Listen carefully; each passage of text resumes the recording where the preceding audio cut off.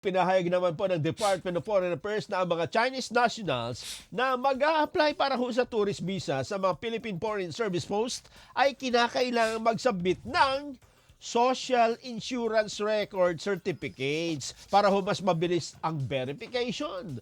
Siguro ito katumbas nung parang SSS atin, no? Ganon? Social Security System.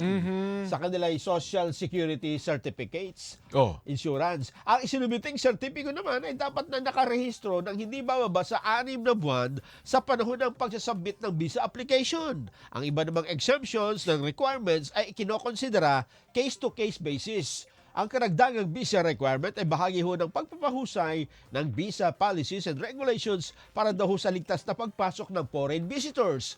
Ayon pa kay DFA Undersecretary for Consular Affairs, Jesus Domingo, bahagi po ito ng mga hakbang para matiyak na maibibigay ang visa sa mga lehitimong turista. Ang pagsasubmit naman ng mga Chinese visitors ng SIRC, yung Social Insurance Certificate, ay naglalayong tulungan ang mga embahada at konsulado ng Pilipinas na alisin ang hindi mga kanais-nais na dayuhan na pumapasok sa Pilipinas. Ayun.